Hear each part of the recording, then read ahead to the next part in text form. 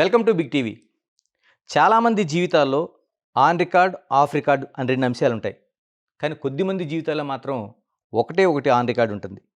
అలాంటి వారిలో రచయిత, దర్శకుడు, నటుడు పోసాని కృష్ణమురళి గారు ఒకడు. కృష్ణమురళి గారు నమస్తే. నమస్తే అన్న. ఎలా ఉంది? హెల్త్ ఎలా ఉంది? హెల్త్ ఇంకా 2-3 నెలలు ఉంటే బాగా వద్దని చెప్పారు. ఆ హోప్‌లోనే మెల్లిమెల్లిగా మాట్లాడుతా ఉన్నా. ఆపరేషన్ అయింది. అవును. 3 సార్లు అయింది ఆపరేషను. థ్రోట్. అంటే అబ్యూజ్ వాయిస్ అంతే తప్ప ఎవరి తప్పు కాదు, నా తప్పే. ఎక్కువ మాట్లాడటం వలన అప్పుడు సింగర్స్‌కి కూడా వస్తది. బాలు గారికి కూడా ఆపరేషన్ అయినట్టుంది. అట్లా నాకు ఎక్కువ సార్లు వచ్చింది. సేమ్ టైం 3 సార్లు ఆపరేషన్ అయింది. సేమ్ టైం 3 సార్లు కరోనా వచ్చింది. అయినాక నేను బతికున్నా. ఇందుకు ఏ హ్యాబిట్స్ లేవు కాబట్టి సేఫ్ అయ్యా. మందు కింద ఏం లేదు కదా. అయి ఉంటే డమ్ము. కరోనా 3 సార్లు వచ్చింది. ఓకే. అయినా అదే హెల్దీ, అదే ఎనర్జీ, ఇబ్బంది ఏం లేదు. పోసాని గారు, మిమ్మల్ని అనేక రూపాల్లో టచ్ చేయొచ్చు. ఒకటి, మీరు నటుడు, విశ్లేషకులు, రాజకీయవేత్త, అన్ని యాంగిల్లో చూడొచ్చు. ప్రధానంగా ఫస్ట్ మనం గడిచిన ఎన్నికల్లో వైఎస్ఆర్ పార్టీ సంబంధించి అనేక పథకాలు అమలు చేశామన్నారు. తర్వాత నవరత్నాల పేరుతో తిరిగారు. అంటే మరొకసారి అధికారాన్ని ప్రజలు ఎందుకు ఇవ్వలేకపోయారు? అంటే ప్రజలు, అదేగా డెమోక్రసీ అంటే, ప్రజలు ఎవరికి ఓటేస్తారో వాళ్ళు చెప్పరు. అది పెద్ద మిస్టరీ. ఎందుకంటే నేను చూస్తున్నా, ఒరిస్సా ముఖ్యమంత్రి ఉన్నాడు, నవీన్ పట్నాయక్, నవీన్ బాబు అంటారు.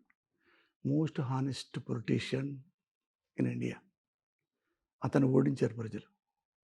అతను వచ్చాక, వాళ్ళ నాన్న పోయాక, పట్నాయక్ గారు పోయిన తర్వాత ఈయన వస్తే బ్యాచులర్, పెళ్లి కూడా చేసుకోవాలి.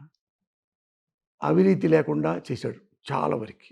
లంచం లేకుండా 90% చేసిన మనిషి, గ్రేట్ మ్యాన్ నవీన్ పట్నాయక్.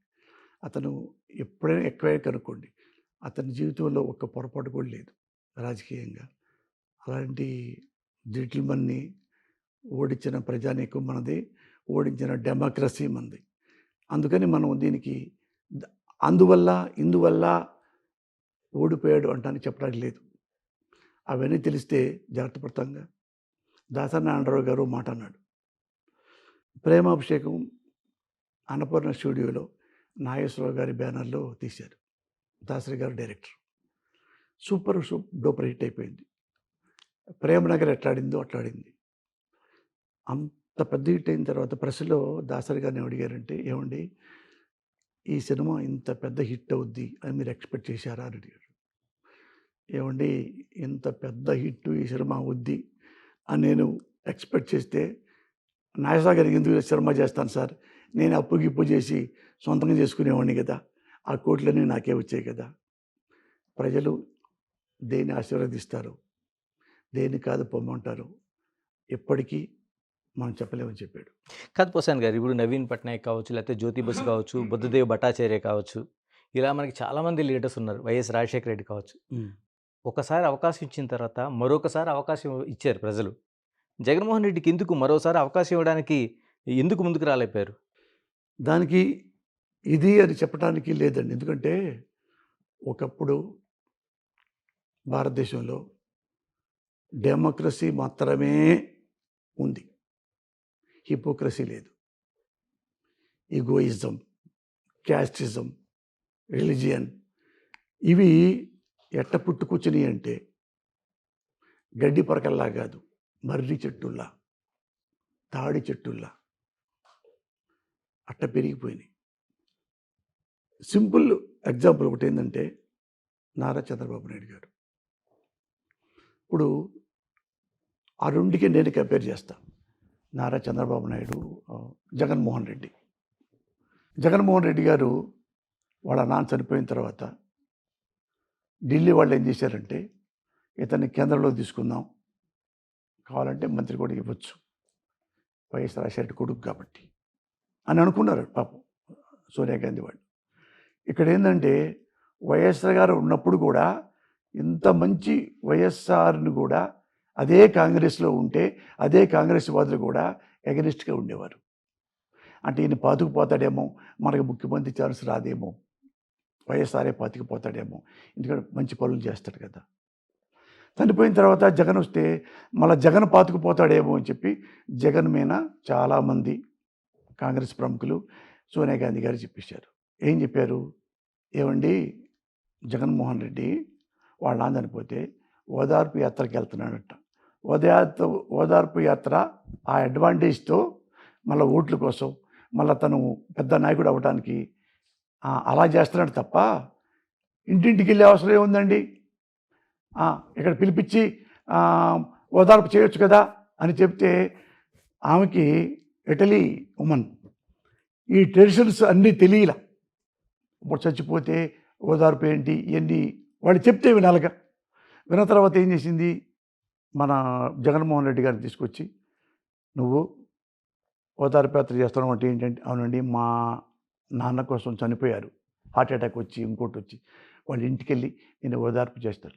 వద్దు, వాళ్ళందరినీ గాంధీ భవన్ తీసుకొచ్చి ఇక్కడ ఓదార్చి పంపించోంది. How can it possible? ఇప్పుడు నా కోసం ఎవరో చచ్చిపోయారు అనుకోండి, వాళ్ళ కుటుంబాన్ని నా ఇంటికి పిలిపించుకుంటానా?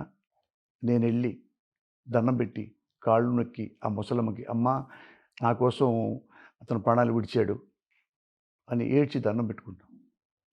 సేమ్ అలాగేనండి మా నాన్న అయితే మనం వాళ్ళ ఇంటికి వెళ్ళి, అయ్యో మా నాన్న కోసం ఈయన వెంకటరావు చచ్చిపోయాడా, అమ్మ నేను ఆదుకుంటాను ఫర్దర్ ఫ్యూచర్లో, అలా వెళ్ళాలమ్మా అంటే do what I say, follow what I said. అది హుకుమ్గా అనిపించింది దీనికి. నేను ఇంత చెప్పినా, మా నాన్న ఓదార్పు పర్పస్ ఏంటో చెప్పినా వేరే కోణంలో వెళ్ళిపోతుంది. ఇది నాకొద్దు. రాజకీయాలు లేకపోయినా పర్వాలేదు, కానీ నేనేమనుకున్నానో అవే చేయలేకపోతే నేను పొలిటీషియన్ కాలేను అంటే అక్కడే డిసైడ్ అయిపోయి లేచి నమస్కారం పెట్టి, మేడం నేను వెళ్ళిపోతాను, అమ్మ వెళ్ళిపోతా పదండి, నేను మీ పార్టీలో ఉండలేదు మేడం, సారీ అని వెళ్ళిపోయాను. How proud he's. ప్రౌడ్ అంటే గర్వం కాదు, ఆత్మాభిమానం. వెళ్ళిపోయి ఏం చేశాడు? రాజీనామా చేశాడు. వాళ్ళు ఇచ్చే పదవులు నాకు వద్దు, కేంద్రంలో మంత్రి వద్దు, ఎంపీ వద్దు, రాజ్యసభ వద్దు, నేనే పార్టీ పెట్టుకుంటా. ఏం తప్పు చేశాడు? ఎవరిని వెన్నుపోటు పొడిచాడు? వెళ్ళిపోయి ఒక జెండా బతుకున్నాడు. ఈ జెండా మా నాన్న వైఎస్ఆర్ పార్టీ, వైఎస్ఆర్ కాంగ్రెస్. చాలా కాంగ్రెస్లో ఉన్నాయి, భారతదేశంలో డజర్స్ ఉన్నాయి, ఎన్సీపీ ఇంకోటి ఇంకోటి ఇంకోటి ఇంకోటి అట్లా ఈయన పెట్టుకున్నాడు. మరి వైసీపీ పార్టీ భవిష్యత్తు ఏంటి? ఒకప్పుడు భారతదేశంలో బిగినింగ్లో బీజేపీ పుట్టుకొచ్చింది. అంతకుముందు జనతా పార్టీతో కలిసి మొరార్జీ దేశాయ్ వాళ్ళంతా కలిపి ఉండి అది కొలాప్స్ అయిపోయిన తర్వాత మొరార్జీ దేశాయ్ రూలింగ్ చేయలేకపోతే ఎవరికాడు విడిపోయిన తర్వాత మన కాంగ్రెస్ వెళ్ళిపోయిన తర్వాత అందులో కలిసి ఉన్న బీజేపీ అందరూ వెళ్ళిపోయారు. మనం ఏం చేద్దాం అంటే, వద్దు మనం సింగిల్గానే భారతదేశానికి వెళ్దామని చెప్పి వాజ్పేయి, అద్వానీ వాళ్ళిద్దరు సారథ్యంలో భారతదేశం మొత్తం తిరిగి ఓటింగ్కి వెళ్ళారు ఎంపీగా. తను అధికారం కోసం వెళ్తే 2 వచ్చినాయి. భారతదేశం మొత్తంలో వాళ్ళు పోటీ చేస్తే బీజేపీ 2. ఒకటి తెలంగాణలో వచ్చింది, హనుమకొండలో ఎక్కడో ఒకటి వచ్చింది, ఇంకోటి మహారాష్ట్రలో వచ్చింది. 2 ఎంపీలు. 2 ఎంపీలతో భారతదేశంలో వాళ్ళు రాజకీయం చేశారు. ఇప్పుడు 100 అంటే వరల్డ్లోనే one of the tallest politician party ఇది. అలాంటి డెడికేషను ఉన్నవాడు జగన్మోహన్ రెడ్డి. 2 వచ్చినాయా, 3 వచ్చినాయా, 4 వచ్చినాయా, ఆడ మానేసిన తర్వాత మన వల్లభనేని వంశీ అనేవాడు అసోసియేట్గా ఉన్నాడు తప్ప అతను ఇక్కడ తెలుగుదేశానికి ఇవ్వాల. ఆ 5 ఏళ్లలో మా దగ్గర రావాలంటే ఎమ్మెల్యే పదవి రాజీనామా చేసి రా, అప్పుడు నా దగ్గర పెట్టుకుంటా అన్నాడు.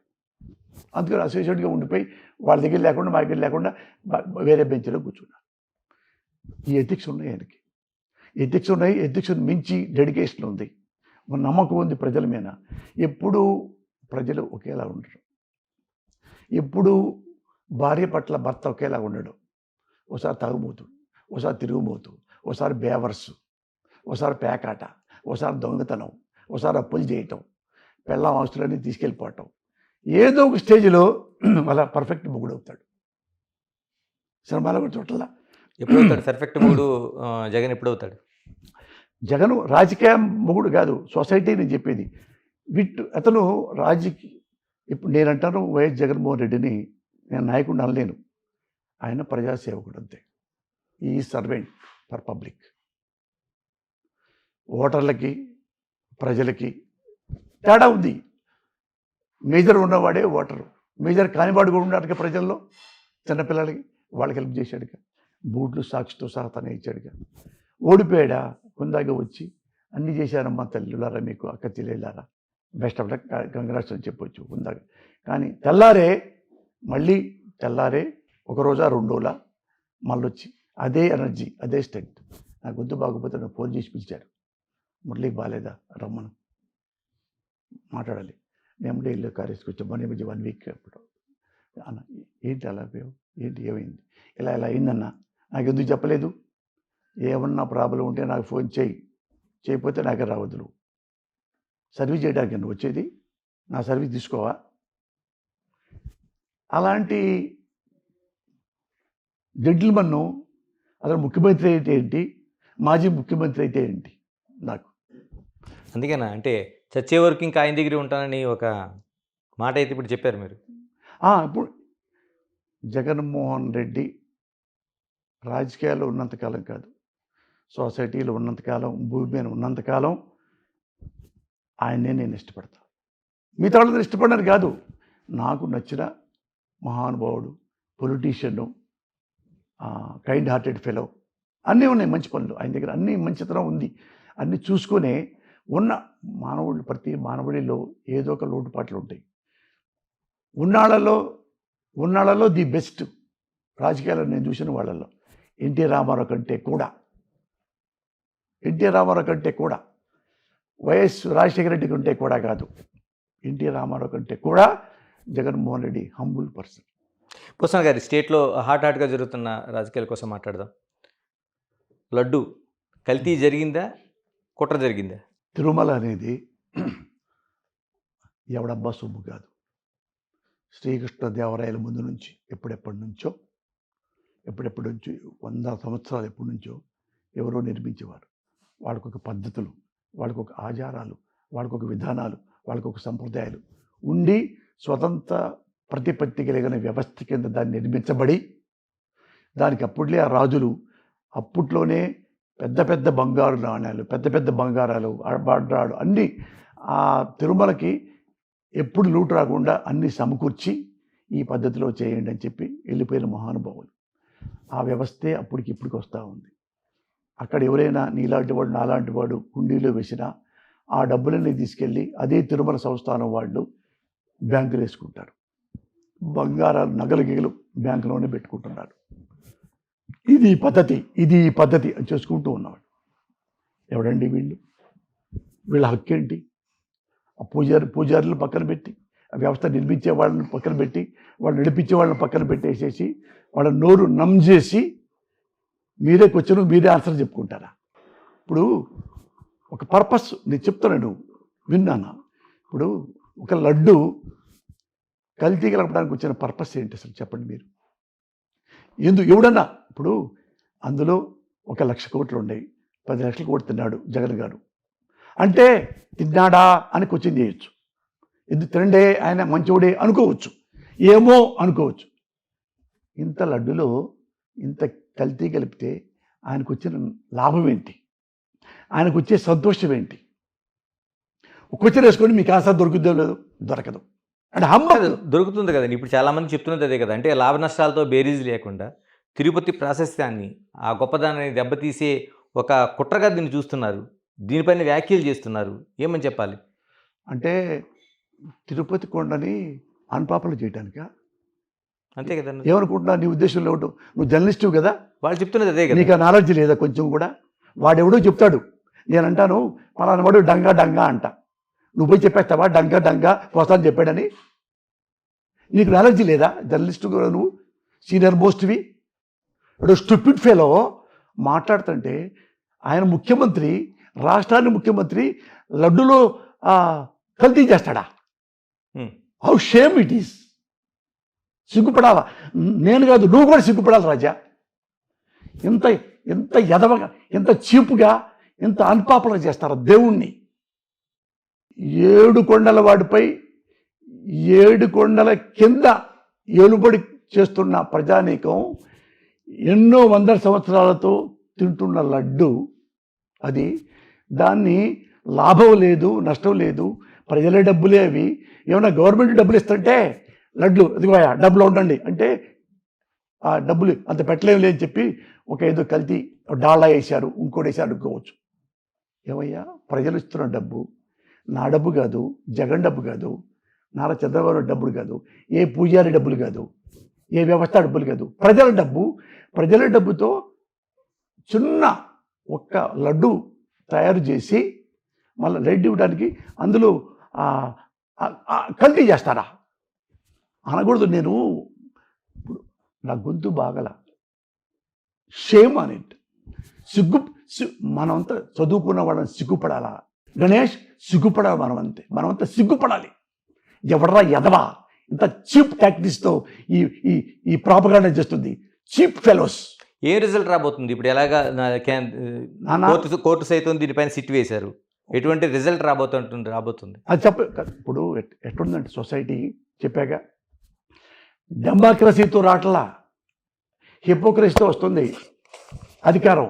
అందుకని ఏవైనా చేయవచ్చు, గుర్రం ఎగరవచ్చు. గుర్రం ఎగురుద్దా? కానీ నారా చంద్రబాబు నాయుడు గుర్రం ఎగురుతుంది. నారా చంద్రబాబు నాయుడు గారు గుర్రాలు ఉంటాయే, అవి ఎగురుతాయి రెక్కలెక్కర్లా. How shame it is. సిగ్గేసుకోండి, చచ్చిపోతారు. దేవుణ్ణి అంత అహంకారంతో, దేవుణ్ణి అంత చీపుగా, దేవుణ్ణి అడ్డం పెట్టుకొని, వెంకటేశ్వర స్వామిని అడ్డం పెట్టుకొని ఒక జగన్ని తొక్కడానికి. అంటే ఫర్దర్గా మళ్ళీ నా కొడుకు వాళ్ళ ముఖ్యమంత్రి అవ్వాలి కదా. జగన్ అనేవాడు లేకుండా తొక్కి తొక్కి తొక్కి తొక్కి అన్ని వ్యవస్థల్లో ఇక్కడ కాస్ట్ పెట్టావు, మతం పెట్టావు, ఇంకోటి పెట్టావు, మళ్ళీ ఇంకోటి దేవుడు సెంటిమెంట్ అన్నీ పెట్టేసి తొక్కాలి తొక్కాలి తొక్కాలి తొక్కాలి. జగన్ను తొక్కేసేయాలి. అమ్మయ్యా, ఇంకెవరు లేడు. పవన్ కళ్యాణ్ ఈజీ తొక్కేయచ్చు. పవన్ కళ్యాణ్ నేను తర్వాత నాకు నీ కొడుకు భవిష్యత్తు కోసం, నీ భవిష్యత్తు కోసం ఒక జెన్యూన్ పొలిటీషియన్ని నువ్వు నాశనం చేయడానికి ఎంత దిగజారాలా? How stupid. మరొక కొత్త నినాదం వచ్చింది, సనాతన ధర్మం, వారాహి డిక్లరేషన్. ఎలా చూస్తారు పోసాని? ఏమండి, ఇది నాకు నవ్వు వస్తుంది నాన్న. ఏడుపు కూడా, బాధ కూడా పోయింది. ఇదివరకు నేను ప్రజలకి ఎంత కావాలో అంతే చెప్పాను. నేను మా క్యాస్ట్ కమ్మ, నేను కమ్మ వాళ్ళకి కూడా చెప్పాను. మీరు కమ్మవాళ్ళు, నేను కమ్మవాడిని. Proudly I can say I'm Kamma. అది ఎంతవరకు అంటే, ఎవడన్నా మనవాడే కమ్మవాడు ముఖ్యమంత్రి కావాలి, తప్పులేదు. ముఖ్యమంత్రి కావాలంటే వాడి క్వాలిటీ ఉండాలి, వాడి క్యారెక్టర్ ఉండాలి, ప్రజాసేవ దృక్పథం ఉండాలి. ఈ 3 ఉండాలి. ఈ 3 ఉండి కదా వాడికి ముఖ్యమంత్రి కానీ ఇంకోటి కానీ ఓటేయాలి. ఇప్పుడు ఎగ్జాంపుల్ చెప్తా. నేను కమ్మవాడిని, నాకు కూతురు ఉంది. ఇదిగో ఈలాగా మీ జర్నలిస్ట్ లాగా కూతురు ఉంది. ఉన్నప్పుడు ఎవరు వచ్చారు, గణేష్ అంటాడు వచ్చాడు. గణేష్ చౌదరి వచ్చి ఆ అబ్బాయి వాడికి 10 ఎకరాలు ఉందంటండి, ఆ పిల్లాడికి జాబ్ వచ్చింది. ఓ జాబ్ వచ్చిందా? అవును, గవర్నమెంట్ జాబ్ వచ్చింది, పైకి 10 ఎకరాలు ఉంది. ఎకరం దగ్గర దగ్గర ఇప్పుడు ఈరోజు 2 కోట్లు అవుతున్నాయి అంట. ఓ ఒక్కడే కొడుకా? ఇప్పుడు నేనంట నా కూతురు దగ్గరికి వచ్చి, ఏమండి గణేష్ ఒక్కడే కొడుకు, ఎంత ఉంది, ఇల్లు పర్వాలేదు, మంచి సర్కిల్ ఉంది, మనం వచ్చాడు. వస్తే ఎమ్మటే నీ పెళ్ళి అవుద్ది. అప్పుడేమవుద్ది? పెళ్ళైన తర్వాత గణేష్కి అన్ని బ్యాడ్ హ్యాబిట్స్ ఉన్నాయి. తాగుతాడు, తిరుగుతాడు, బేవర్స్. అప్పుడేమవుద్ది? ఏడుపు వచ్చుద్ది. ఏంది, మనం కమ్మోడని చెప్పి ఏమి ఎంక్వైరీ చేయకుండా, అయ్యో నా కూతురికి వాడికి ఎవడికి ఇచ్చానే. నా కూతురు అయితే నేనేం చేస్తా చెప్పంటావా? నువ్వు రా, గణేష్ చౌదరి వచ్చాడు, నీ చాలా ఆస్తి ఉంది, నాకంటే ఎక్కువ ఉంది. నేనేం చెప్తాను? ఆ పిల్లడు మంచోడా కాదా? సిగరెట్ తాగుతాడా, మందు అవుతాడా, అమ్మాయిలతో తిరుగుతాడా, బేవర్సా, పేకాడతాడా, రౌడీ గుండా కొడుకా? ఇవన్నీ చూస్తారు. ఇవన్నీ కాదు, అబవ్ ఆల్ వాళ్ళ అమ్మ నాన్న చూస్తారు. ఇంకో తరంలో వాళ్ళ తాతగారు ఎవరు, వాళ్ళు అంతకుముందు ఏం చేసేవాళ్ళు, వాళ్ళ కూతుర్ని ఎవరికి ఇచ్చారు అన్ని చూసి ఇక ఈ అబ్బాయికి ఏ అలవాటు లేదు అన్నప్పుడే నా కూతురికి నిన్ను ఇచ్చి పెళ్లి చేస్తా. నువ్వు కమ్మోడు అనగానే నాకు ఇచ్చి పెళ్లి చేస్తావా? నేను చేస్తానా?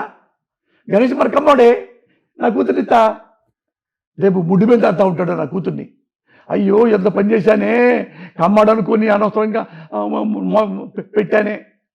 అదే సొసైటీలో కూడా నువ్వు ఇప్పుడు నా కూతురు జీవితం నాశనం అయిపోయింది నీకు ఇచ్చి పెళ్లి చేయటం వల్ల. ఏమవుద్ది? కేవలం నీ కుటుంబమే నాశనం అవుద్ది. కానీ సొసైటీకి వచ్చేనాటికి ఆంధ్రప్రదేశ్ 10 కోట్ల జనాభా, 10 కోట్ల జనాభా నాశనం అయిపోతారు. ఒక క్యారెక్టర్ లేకుండా అవినీతిపరుడు, దుర్మార్గుడు, వెన్నుపూడు పొడిచేవాడు, అలాంటి వాడు మన క్యాస్ట్ అని చెప్పి నువ్వు ముఖ్యమంత్రి చేస్తే ఏమైంది? 2014లో 600 హామీలు ఇస్తారని చెప్పి ఎల్లో కార్డు ఉంది. ముందు మన దగ్గర ఎల్లో కార్డు ఉంది. అందులో కనీసం 10 హామీలు ఇవ్వాల. దాన్ని పక్కన పడేసాడు. అడిగితే దాన్ని పక్కన పడేసాడు. ఏమీ చేయలే. మళ్ళీ ఓడిచ్చారు. ఎవరి మీ తర్వాత కోపం తట్టుకోలేదు. మళ్ళీ ఏంటి? పారీలే మనకు అమ్మోడేగా, మనకు అమ్మోడు ముఖ్యమంత్రి అవుతాడు, ఇంకెవరు చేస్తారు, ఆడిని ఎందుకు చేస్తాం, ఆ రెడ్డిని ఎందుకు చేస్తాం, వాడిని ఎందుకు చేస్తాం, మనకు అమ్మోడమ్మా సావుని ఎట్టగొట్ట మనకు మళ్ళీ ముఖ్యమంత్రి.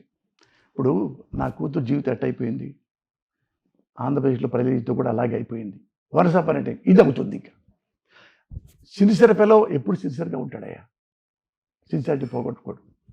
బ్యాడ్ ఫెలో ఎప్పుడు బ్యాడ్ లాగానే ఉంటాడు. నలుపు ఎప్పుడు నలుపుగానే ఉంటుంది. రుద్దితే షైనింగ్ వచ్చింది తప్ప కలర్ మారదు. అర్థమైందా?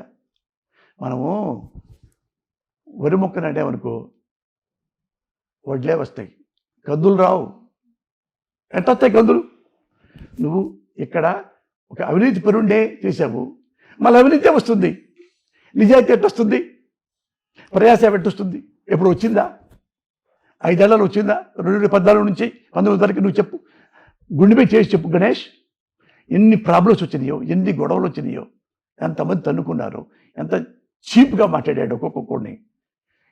అతను ఈ సీట్లో కూర్చోగానే ఎన్ని అవినీతులు, ఎన్ని గొడవలు మీకు తెలుసు. నేను చెప్పక్కర్లేదు. సెంటర్లో గొడవ, ఆ గొడవ, ఈ గొడవ. వాడు తీసుకొచ్చి సింగపూరు, వాడిని జైల్లో పెట్టారు. సింగపూర్ తీసుకొచ్చి చాలా హానెస్ట్ ఫెలో, వీడికి అప్పచెప్పండి అమరావతి పెడతాడు. ఎంబటే సింగపూర్ ఎంక్వైరీ చేస్తే కోర్టులో వీడి మీద కేసులు ఉన్నాయి. ఈశ్వరన్ అనేవాడు, వాడిని తీసిపారి జైల్లో పడేశారు. ఇప్పుడు గప్చిప్ అయిపోయాడు. అంటే పంచుకోవడం అనమాట. ఇందులో దగ్గర 70,000 కోట్లతో ముందు పడుతున్నావు. 70,000 కోట్లతో 10,000 కోట్లు నాకు, నువ్వు 5,000 కోట్లు తీస్తావు. ఇలాంటి వ్యవస్థ నువ్వేం చేయగలవు, నేనేం చేయగలవు? ఏమంటే గణేష్ని అడిగామనుకో, అరే గణేష్ ఒకడే అడ్డంగా ఉన్నాడు, పోసాని ఒకడే అడ్డంగా ఉన్నాడు, లేపారే నా కొడుకుల్ని. మన చంపటం వన్ డే మ్యాటర్. పోసాని కృష్ణముడిని చంపటం అనేది ఒక్కరోజు పని. వాడు ఎక్కడ ఉంటే చాలు, అంతే. వాడు ఎక్కడున్నారా, పలా చోట ఉన్నాడండి, చేసేసి తప్పు. ఇంటి మధ్య వారాహి డిక్లరేషన్ ఎలా చూడాలి మనం? మీరు ఇన్ని సమస్యలు తీసి చెప్పారు. పోనా నవ్వుతున్నానా? ఆ పేరు ఎత్తమాకండి, అసహ్యంగా ఉంది అంటున్నా, అసహ్యంగా ఉంది. మరి సనాతన ధర్మం మాట ఏంటి? ఇప్పుడు ఒక సనాతన ధర్మానికి 1, 2, 3, 4 పాయింట్లు కూడా సూచించారు. ఏమండి ఒక మాట చెప్పానా? తిరుమల క్షేమంగా ఉంది, సంతోషంగా ఉంది, ప్రశాంతంగా ఉంది. నేను ఎన్నోసార్లు వెళ్ళా, ఎక్కడా నాకు లోటుపాట్లు లేవు. చంద్రబాబు ఉన్నప్పుడైనా, జగన్ ఉన్నప్పుడైనా, రామారావు ఉన్నప్పుడైనా. రామారావు ఒకటి ఎప్పుడు నుంచి వెళ్తాను నేను తెలుసా? ఎప్పుడు నుంచి వెళ్తానంటే 86 నుంచి, 80 కాదు 70sలో వెళ్ళా. 10th క్లాస్ పాస్ అవ్వగానే ఆ గుడికి వెళ్ళా. 10th క్లాస్ మా మేనమామ తీసుకెళ్ళాడు. అక్కడి నుంచి ఎన్నోసార్లు ఎవరు ముఖ్యమంత్రులు నేను పట్టించుకునేవాడిని కాదు. ఇప్పుడు సినిమా హిట్ అయితే గుండు కొడుచుకొని వచ్చేవాడిని. సినిమా హిట్ అయితే రైటర్గా ఎన్నోసార్లు డజన్ల గుండెలు కొట్టుకొచ్చా. ఎప్పుడు ఆ కొండ మీద ఎప్పుడు నాకు వెల్తి కనపడలేదే. జగన్మోహన్ రెడ్డి ఉండు, రాజశేఖర రెడ్డి ఉండు, చంద్రబాబు ఉండు, రామారావు ఉండు, ఎవరుండునా కానీ వాళ్ళ వ్యవస్థ వాడికి వెళ్ళిపోతుంది. ఇప్పుడు ఏంటంటే బికాజ్ ఆఫ్ జగన్మోహన్ రెడ్డి ఇతన్ని ఎక్కడ తొక్కాలని చెప్పి అన్ని రకాల సనాతనాలు, ఆనాతనాలు, ఈనాతనాలు, ఎన్నో వేతనాలు అన్నీ ఇన్ని చేస్తున్నారంటే అవి మనం మాట్లాడామంటే మనకు కూడా సంస్కారం పోతుంది. మన సంస్కారహీనులు కావు. నేను ఒకటే చెప్పాను, ఇతని ప్రభుత్వంలో నారా చంద్రబాబు నాయుడు గారి ప్రభుత్వం నేను చూశా. చిన్నప్పటి నుంచి తెలుసు నాకు, చిన్నప్పటి నుంచి తెలుసు. అతని మీసాలు వచ్చి నాకు ముందు నుంచి కూడా, అది తర్వాత మ్యాటర్, దానికి చెప్పక్కర్లా. ఇతను ఆంధ్రప్రదేశ్లో ఉన్నంతకాలం గుర్రాలు కూడా ఎగరావచ్చు, అంతే. గుర్రాలు ఆటోమేటిక్గా ఎగురుతాయి. టైటిల్ గుర్తుందా? గుర్రం ఎగరావచ్చు. Is it possible? Chandrababu Naidu గవర్నమెంట్లో వెరీ పాసిబుల్. రెడ్ పోసాన్ గారు, ఒకసారి సినిమా ఇండస్ట్రీ దగ్గరికి వద్దాం. మీరు ఎందుకంటే ఒక రైటర్గా మీరు చూడని వింగ్ లేదు, నటుడిగా మీరు సక్సెస్, దర్శకుడిగా, మరోవైపు రచయితగా అన్ని వింగ్స్ చాలా వరకు మోస్ట్ అని టచ్ చేశారు. నేను స్ట్రైట్గా అడగదలుచుకున్నాను, ఎందుకంటే మీ దగ్గర ఆఫ్ ద రికార్డు ఉండదు కాబట్టి. చెప్పండి. సినిమా ఇండస్ట్రీలో కాస్టింగ్ కోచ్ ఉందా లేదా? కాస్టింగ్ కోచ్ అంటే ఇది కాస్ట్ ఫీలింగా, లేకపోతే అమ్మాయిల గౌరవ? అంతే కదా, అమ్మాయిల గౌరవమే కదా మేము అనుకుంటుంది. కాస్టింగ్ కోచ్ ఉందా లేదా? లేదు.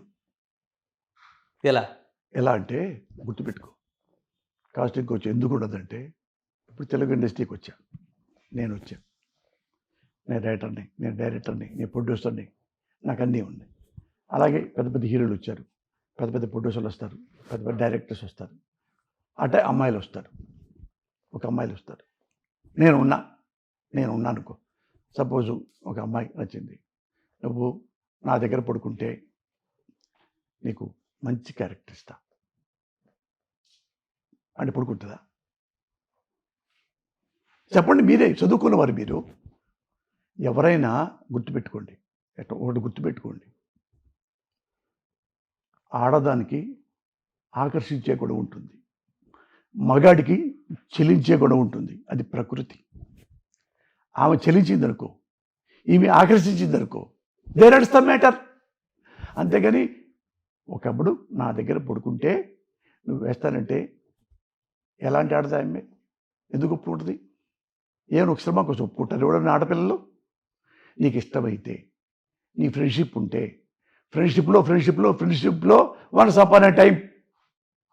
అంతేగాని గుడ్డిగా వాడు గొట్టంగాడు చెడు కూర్చొని నేను ఇవాళ ఉంటా, రేపు ఫెయిల్ అయిపోతా. అప్పుడు ఒక అబ్బాయి దగ్గర నన్ను పడుకోమన్నాడు, పడుకుంటే హీరోయిన్ చేస్తా అన్నాడు. ఆ సినిమా దొబ్బితే ఇంకా అమ్మాయి మళ్ళీ ఇంకో చోటకి వెళ్ళాలా? అట్లుండదు.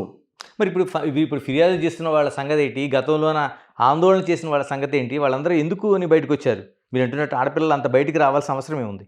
ఏమండి, ఇప్పుడు ఇక్కడ 30-40 వేల మంది జనం ఉంటారు. ఎంతమంది ఇలా బయటికి వెళ్ళారు చెప్పండి? మీరు చెప్పండి. డజన్స్లో కూడా లేరు, ఒకటా రెండా అనుకో. ఇది విద్యా వ్యవస్థలో ఉంటుంది, వ్యాపార వ్యవస్థలో ఉంటుంది, ప్రభుత్వ వ్యవస్థలో ఉంటుంది, వ్యవసాయ వ్యవస్థలో ఉంటుంది. అన్ని వ్యవస్థల్లో కూడా మగాళ్ళు ఉంటారు, ఆడాళ్ళు ఉంటారు. కొంతమంది సరిపడిన వాళ్ళు ఉంటారు. పొలంలో కూడా ఆడాళ్ళు కూలికి వెళ్తారు. వాడు వచ్చి ఎవడో ఒక భూస్వామి వచ్చేసి ఏంటి పోరా, నేను కూలికి వచ్చాను, నాలుగు రాలేదు అని వెళ్ళి పొక్కెళ్తారు. దాన్ని ఇక వ్యవసాయం మొత్తం వ్యవస్థ అంతా నాశనమేనా?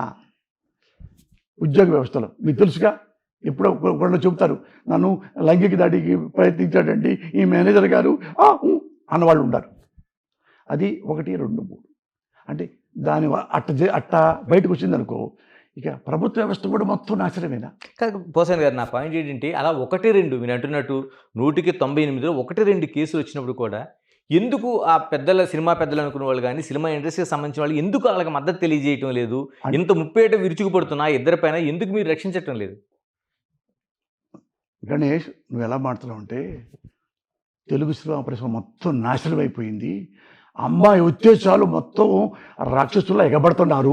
లేదు, నేను అంటుంది ఒకటిద్దరు, నేను ఒకళ్ళిద్దరు పర్సన్. ఎందుకంటే మీరు సినిమా ఇండస్ట్రీ అంటే మీరు ప్రేమిస్తారు, దానికోసం ఏమైనా తెగిస్తారు మీరు. అందుకే నేను అంటుంది ఒకళ్ళిద్దరు పర్సన్స్ వచ్చినప్పుడు మీలాంటి వాళ్ళు ఎందుకు అండగా ఉండలేకపోతున్నారు? ఊరుగా నవ్వుతారా? నవ్వుతారబ్బా. నువ్వు చెప్పే మాట నీ క్వశ్చన్కి ఆన్సర్ లేదు, అసహ్యంగా ఉంటుంది. ఎందుకు చెప్పమంటావా? ఇంత పెద్ద వ్యవస్థలో 1 or 2 ఇప్పుడు నీది నల్ల బొమ్మ చొక్కా ఉంది, ఇంకు కొట్టావు, బొమ్మ చొక్కాలో కనపడతావు. తెల్ల చొక్కా కొట్టావు, ఒక్క బొట్టున్నా అమ్మా ఏంటి తెల్ల చొక్కా మీద ఈ బొట్టేంటి, మాది తెల్ల చొక్కా లాంటిది. ఒక బొట్టుకి అంత మీరు తౌడివి, అంత కంగారు పడిపోయి ఆ వ్యవస్థ కాదు. Telugu cinema industry very very good.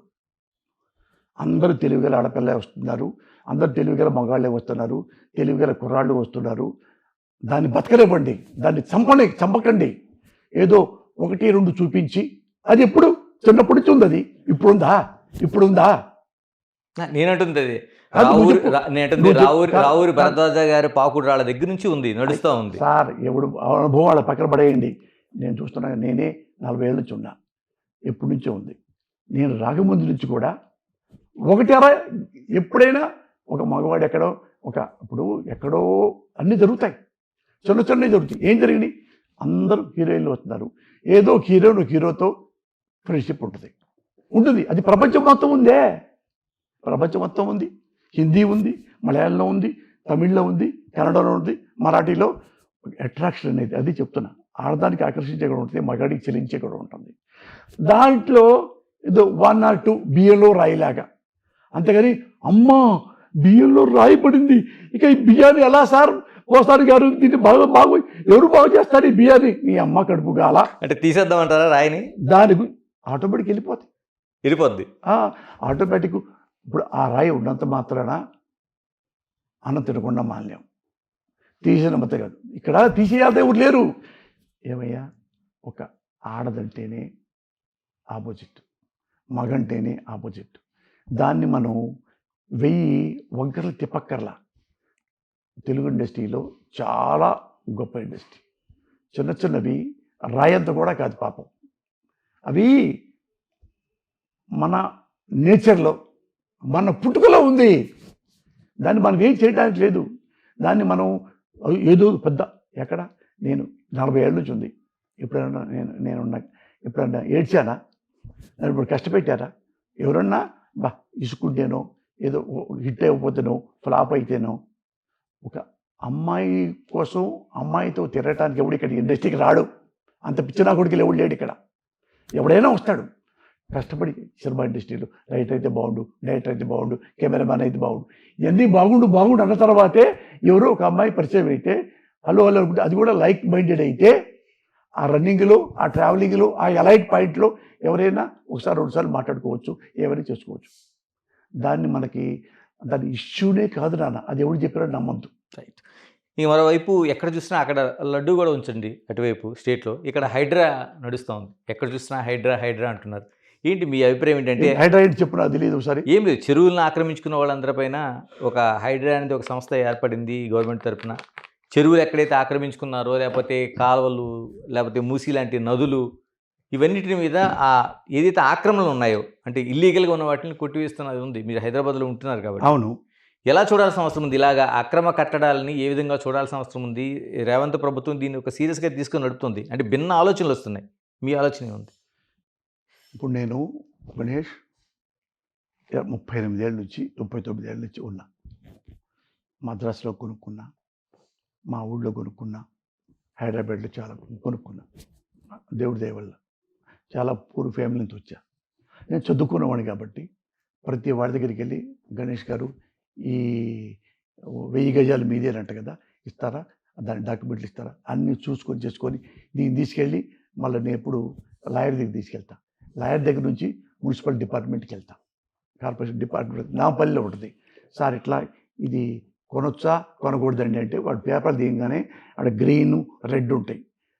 Murali గారు ఇందులో సగం రెడ్ ఉంది, 500 వాడిది ఉంది, ఇది ఎప్పుడో పాతగా ప్రభుత్వాన్ని కలుపుకున్నాడు, అది ఇప్పుడేం అవ్వదు, ఇన్ కేస్ ఏమన్నా అయితే బయటికి వెళ్ళాల్సి ఉంటుంది అని వచ్చింది కూడా. ఒకసారి నేను వద్దులేండి, మీది అసలు ఒరిజినల్ కాదండి, ఇప్పుడు 100 ఏళ్ళ నుంచి ఉంటున్నామండి ఇక్కడ, వద్దంటే తీసుకోండి.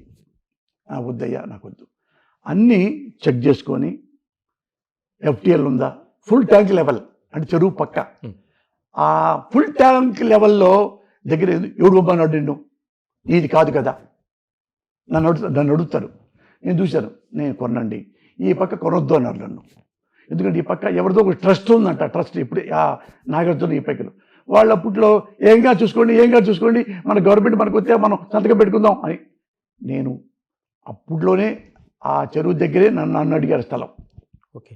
లక్ష రూపాయలు ఎప్పుడు. అది ట్రస్ట్ అంటే ఏంటి, ఎప్పుడుదో పాతది అది, ఒకవేళ బయటకు వచ్చింది అనుకో, నాకు వద్దయ్యా కష్టపడి డబ్బులు వద్దు, ఆ పక్కే రోడ్డు చూడండి, ఆ పక్కకి వెళ్ళాను. ఇప్పుడు డెలైట్ ఉంది కదా ఏజ్ హాస్పిటల్, దాని ముందు 6 ఎకరం కొనుక్కున్నా, అన్ని కొండలు ఉన్నాయి.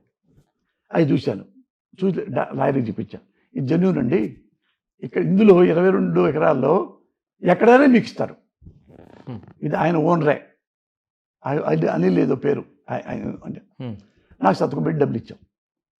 ఇప్పుడు దాన్ని ఒక పావు ఎకరానికి అమ్ముకున్నా, ఇక రాళ్ళు ఎప్పుడు పెద్ద అవుతాయో అని చెప్పి వేరే చోట కొనుక్కున్నా. ఇంకా ఈ పావు ఉంది, అది ఇప్పుడు డెలైట్లో నేను ఇస్తే 10,000 స్క్వేర్ ఫీటు నా భార్య పేరు పెట్టుకున్నా. నెలకి నియర్లీ 6 లక్షల రెంట్ వస్తున్నాయి. అది మన నేను సేఫ్టీగా ఉన్నా కదా. అయినా రేవంత్ రెడ్డి గారు ఎందుకు పడగొడతాడు, పోస్తాను మేము కోపం దొరుకు, అరే అందులో ఉంది ఆ డెలైట్లో పోసాన్ని వేసేయండి రా అంటాడా. ఎందుకంటాడు, పోసాన్ని తప్పు చేస్తే ఎవడైనా తీసేయి అంటాడు.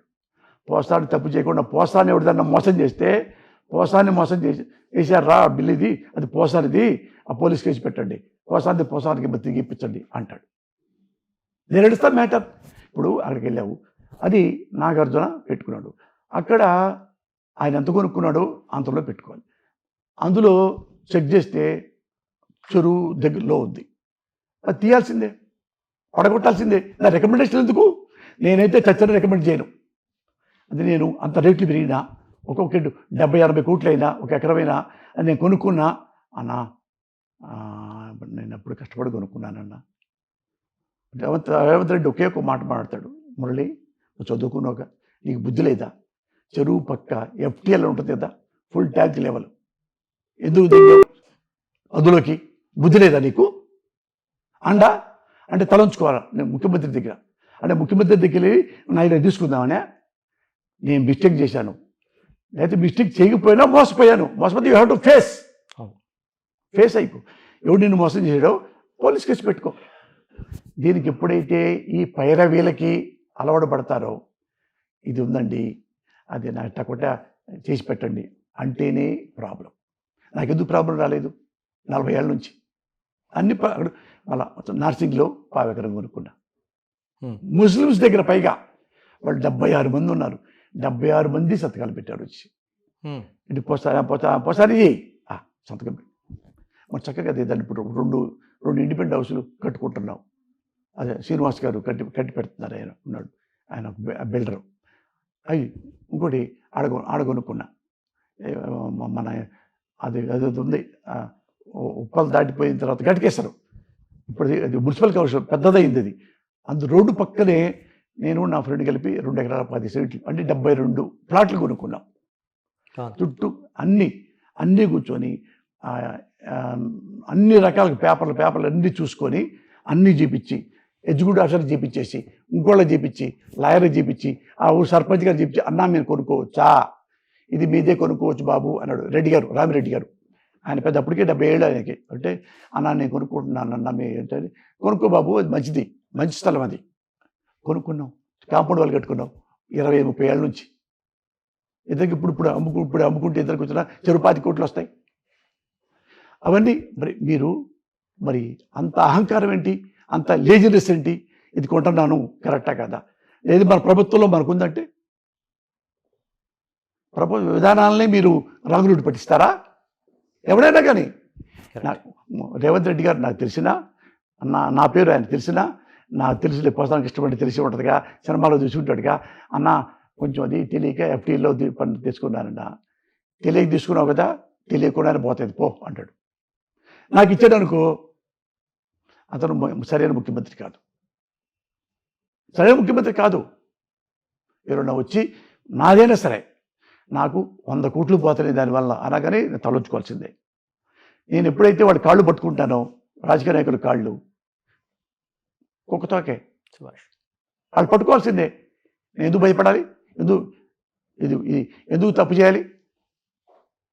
ఒక్కటి లేదు, ఇన్ని కొన్నా ఒక్కడ కూడా ఇంతటి మిస్టేక్ లేదు. బాగుంది. ఎలాగా ఇప్పటి వరకు రాజకీయాల్లోనే గడిచిపోయింది 5 ఏళ్ల పాటు సంపూర్ణంగా రాజకీయాల్లో ఉన్నారు. విమర్శలు, అది ఎప్పటి నుంచో ఎలాగ సినిమా జీవితం ఎలా ఉంది? 81 సినిమాల్లో నుంచి కొత్తగా ఇప్పుడు సినిమాలు ఎలా ఉన్నాయి? మళ్ళీ మాకు ఎప్పుడు కనిపిస్తారు? ఎప్పుడు వినిపిస్తారు? సినిమాలు ఇదివరకు డే అండ్ నైట్గా పనిచేయలేక రోజు పొద్దున్నే అన్నంలాగా మూటగట్టుకొని అడ్డాలో కూలీలాగా నేనే అన్నం తీసుకెళ్ళేవాడిని. మావిడ పొద్దున పెట్టేది, మా పని మా చేసుకుని పొద్దున్న పిలిపించి ఇక్కడే టిఫిన్ తిని నా అన్నం తినేవాడిని, అక్కడ తినేవాడిని కాదు. నాకు మా హెల్త్ బాగుంటుందని ఇష్టం, ఇంట్లో అన్నం తింటా.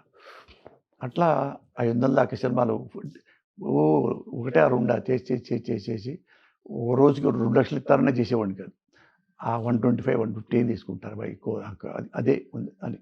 అది ఇప్పుడు వైసీపీ పార్టీలో ఉంటాయి కదా, తెలుగుదేశం ఇక్కడ ఎక్కువ సినిమా ఇండస్ట్రీలో మా వాళ్ళు కదా, టీడీపీ వాళ్ళు మా వాళ్ళు, మళ్ళా జనసేన వాళ్ళు మా వాళ్ళే, అందరూ మా వాళ్ళే. కానీ వాళ్ళ విధానాలు వాళ్ళకు ఉంటాయి, వాళ్ళ ఆలోచన వాళ్ళకు ఉంటాయి. అందుకని నాకు సినిమాలు చాలా తగ్గిపోయినాయి. నేను ఎంత మంచి ఆర్టిస్టో మీకు తెలుసు. కానీ ఎందుకు నేను ఏడవనంటే, నాకు ఏం లేకుండా 1500 రూపాయలతో మద్రాసు వచ్చాను. 1500 కూడా మా మేనత్త, మా నాన్న 50 రూపాయలు కూడా అప్పు దొరక్క ప్యాకెట్లో డబ్బులు బాగొట్టానే, డబ్బులు కూడా 50 రూపాయలు కూడా ఇవ్వట్లేదే. ఎందుకు ఇవ్వలేదు? ఏం సుబ్బారావు అన్నీ తీసుకెళ్ళి ప్యాకెట్లో పెడతావు, ఏం బుద్ధి లేదా నీకు అంటే అవమానపడిపోయి 50 రూపాయలు అడిగితే ఇవ్వలేదని చెప్పి ఆత్మహత్య చేసుకున్నాడు. మా ఊళ్ళో పేదవాళ్ళం, అన్నీ అప్పు డబ్బులు ఉన్నాయి ఎవరికి, అన్ని పొలం పోయింది, ఇల్లు పోయింది, అన్నీ పోయినాయి. అనిపోతే నేను ఎక్కడికి వెళ్ళాలి? చదువుకోవడం ఏం చేయాలి?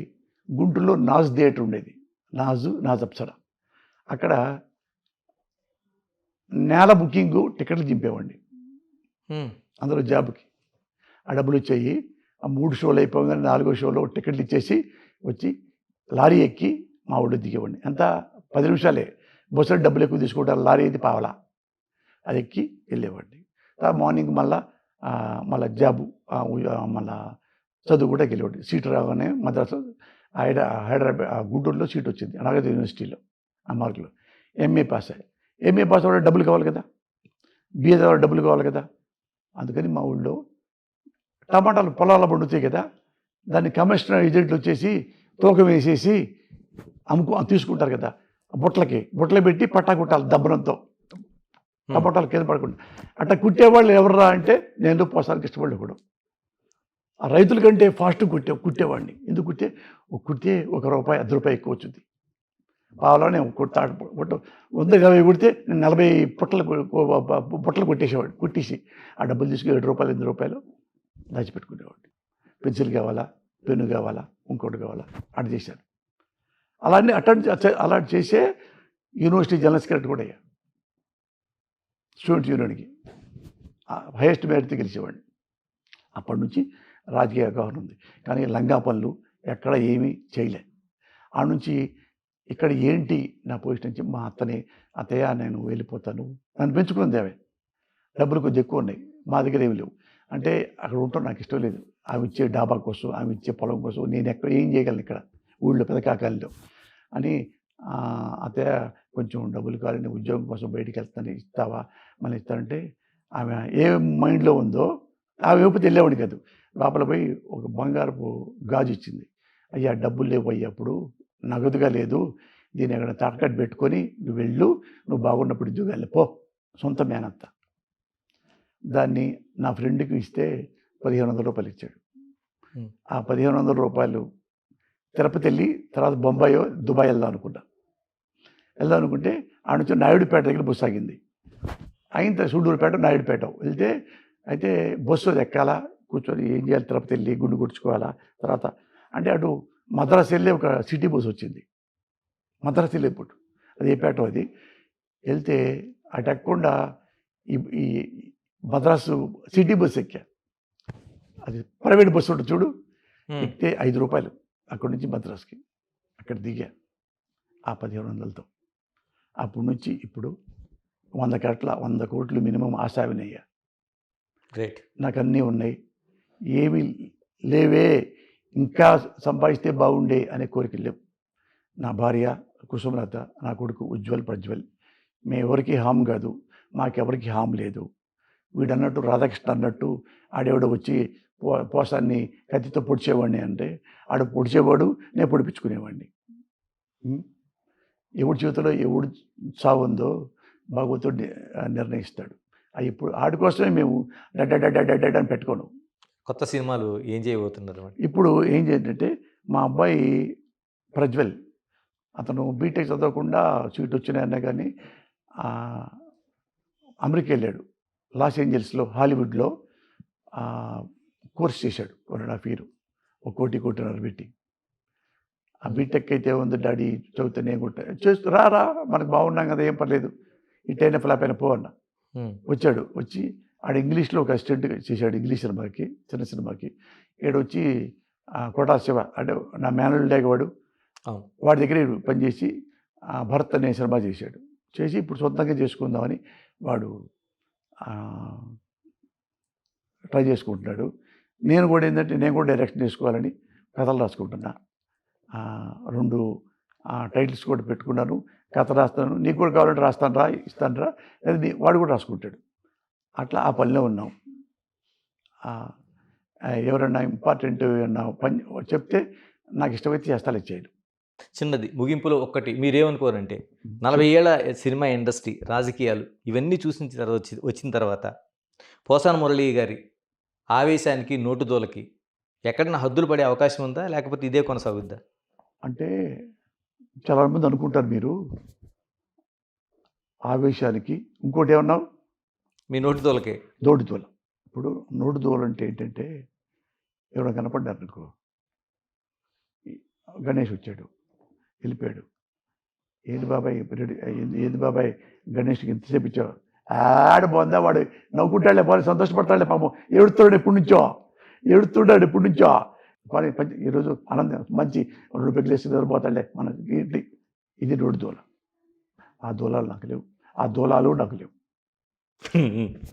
ఎప్పుడు ఎవరిని నేను, మీరు వేరే చూసుకోండి, నాకు ఎంత సంపాదించానో అందులో 70% నేను దాన ధర్మాలు చేశాను. అన్నిటుంటే దగ్గర కనీసం 1000 కోట్లు ఉండే. నేను మావిడ నవ్వుకుంటాం, ఆవిడ కూడా BSc BL బాగా చదువుకున్నామే. అది చిన్నప్పటి నుంచి ఎగ్జాంపుల్ చెబుతాను మీకు. అప్పుడులో 1,00,000 ఇచ్చావా, ఇప్పుడు 1,00,000 ఇచ్చావా అని.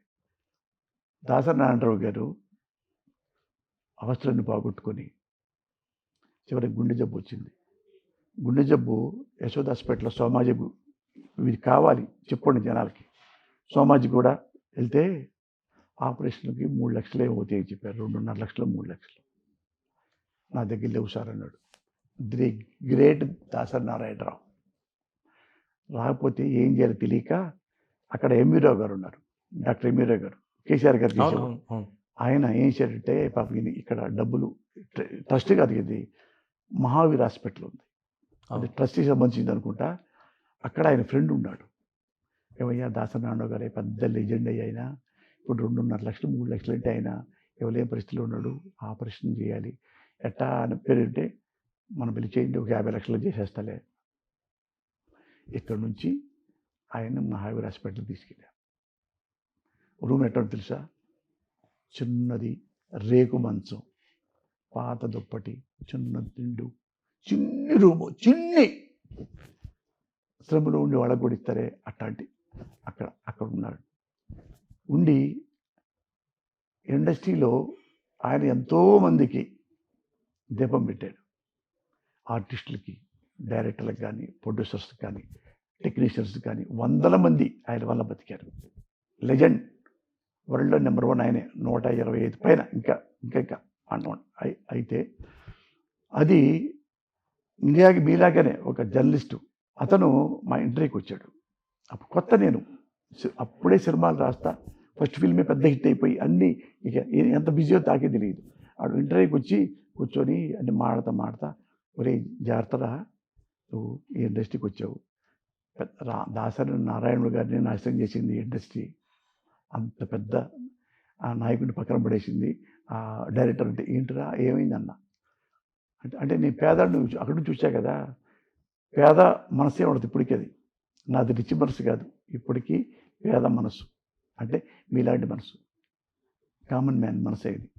వెళ్తే అరే అక్కడ పడేసారా తీసుకెళ్ళి పాపాయన్ని, 50,000 ఇండస్ట్రీలో ఎంతమంది పెద్ద పెద్ద హీరోలు ఉన్నారు, ఆయనతో చేశారు, పెద్ద పెద్ద డైరెక్టర్లు, ఆయన శిష్యులు, పెద్ద పెద్ద ప్రొడ్యూసర్లు, ఆయన అన్నం తిన్నారు. ఒక 2-3 లక్షలు ఇవ్వలేరురా వాళ్ళు, చూడటానికి కూడా రాలేదా ఎవరు అని చెబుతుంటే, అరే చూడటానికి కూడా రాలేదా అన్న. Mother promise I'm telling you Ganesh, నా బిడ్డల సాక్షిగా చెప్తున్నా, ఇవన్నీ నిజాలు. అయితే నాకు భయం వేసిపోయింది. మా ఫ్రెండ్లీగా ఉండేవాడు, ఎందుకంటే నేను బాయ్గా ఉన్నప్పుడు నుంచి పరిచయం అతను మద్రాసులో. ఓకే. బాయ్గా ఉన్నప్పుడు ఓకే. వాడు అప్పుడప్పుడే జర్నలిస్ట్ అయ్యాడు. నా పక్కన పొద్దుమే చేసేవాడు, రారా ఏం చేస్తావు పెద్ద పసురు వాళ్ళ దగ్గర టీ తాగిస్తారా, అది అట్టు ఉండేవాడు. ఎందుకు అంటే ఇండస్ట్రీ అదేరా గుర్తుపెట్టుకో అన్నాడు.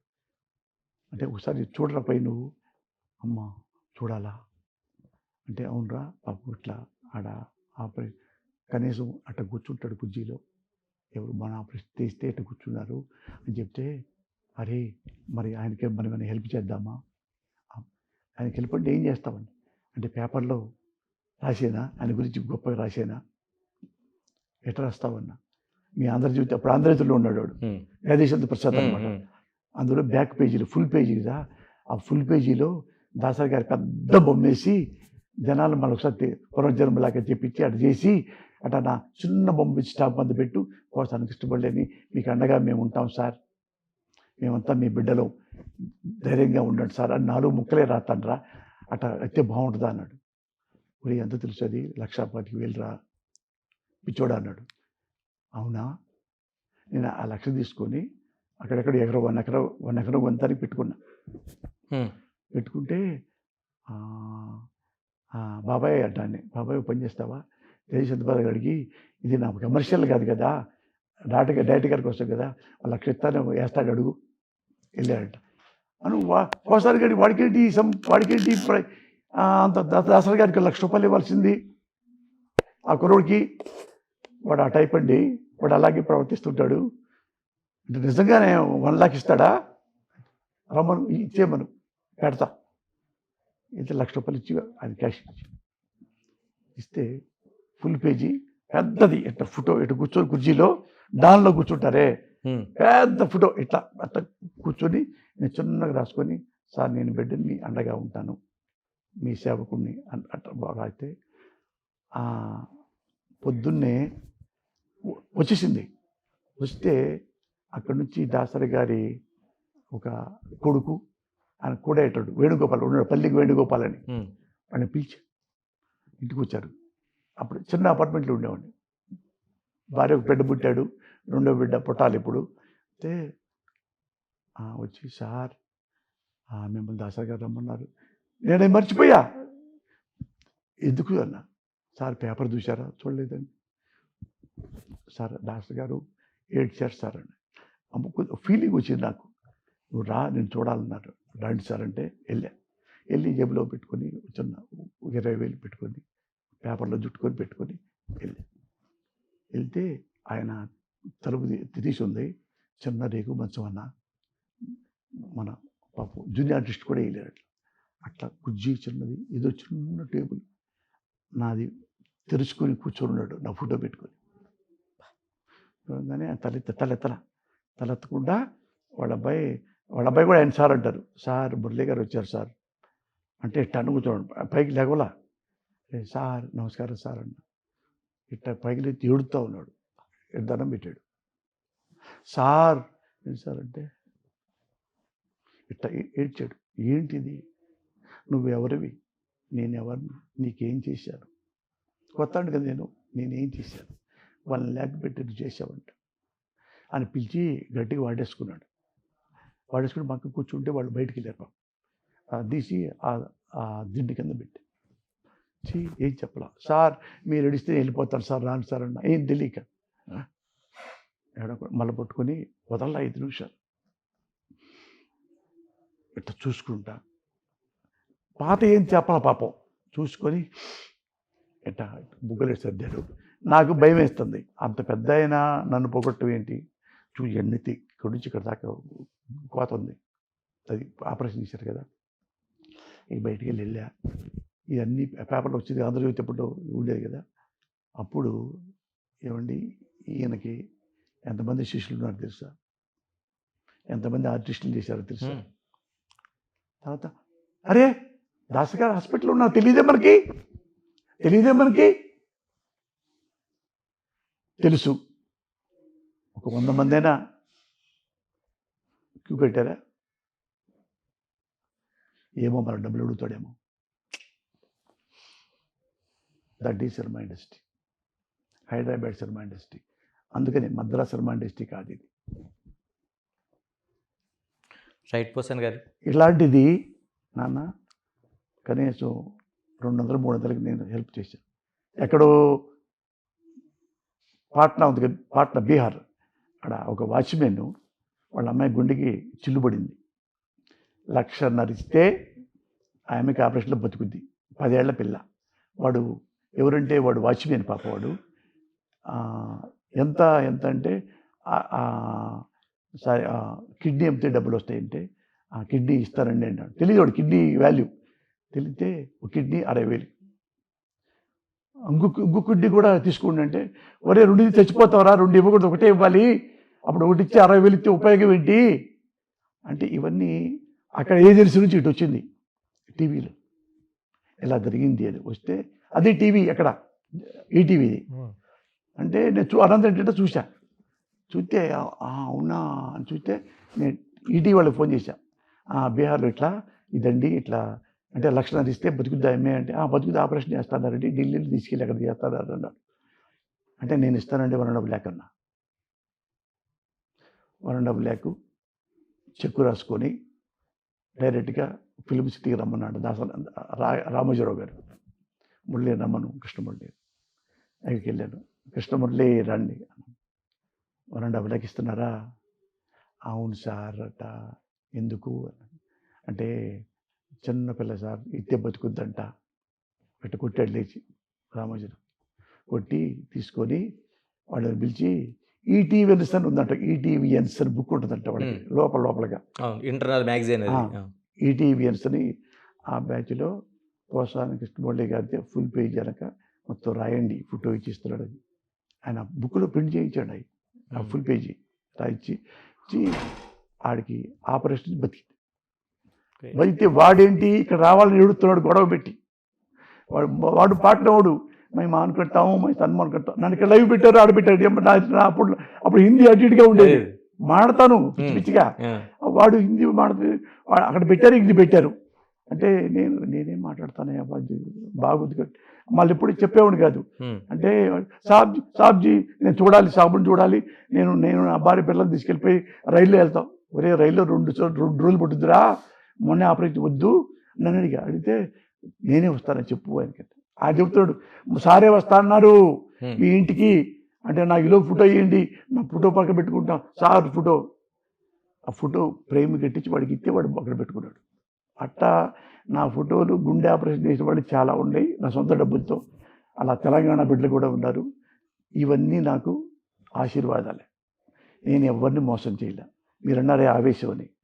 ఆవేశం అనేది ఒకరిని అవమానపరచడానికో మన హీనంగా చూడటానికి కాదు. ఏమైంది అట్ట ఆ నమ్మకంతో ఎమ్మెల్యే చేయి ఇలా చేస్తున్నాం ఏంది అవి అడుగుతా. హెకిల్గా ఎప్పుడైనా పోస్తారంటాడా? మీరు ఎక్కడైనా మా ఊరిలోంచి తెలుగు ఇండస్ట్రీలోంచి నా ఎడ్యుకేషన్ ఇన్స్టిట్యూట్లో అన్నీ చెప్తా. ఒకడనమ్మో చాలా ఎగతాలు చేస్తాడండి, కిండలు చేస్తాడు అని ఒకడు ఉంటే, నేను ఇవన్నీ వదిలేసి మీకు వదిలేసి ఆస్తులన్నీ వదిలేసి వేరే స్టేట్ వెళ్ళిపోతాం. థ్యాంక్ యూ పోసాని గారు. ఎందుకంటే మీకు ఆరోగ్యం మరి గొంతు కూడా సహకరించే పని ఇంత టైం మాకు కేటాయించారు. అయిపోయింది గొంతు అటు అయిపోయింది. Thank you very much. ఇది అంటే టోటల్గా ఏదైతే ఒక సర్వీస్ ఉందో, అది రాజకీయం కావచ్చు, సినిమా ఇండస్ట్రీ కావచ్చు, అది సేవతో మాత్రమే ఉండాలి, ఎటువంటి అవినీతిలోకి వెళ్ళిపోకూడదు అనేది ఒక కూలంకుషమైన ఒక స్పష్టమైన అభిప్రాయాన్ని పోసాని గారు వ్యక్తం చేశారు. Keep watching BTV. This is Ganesh.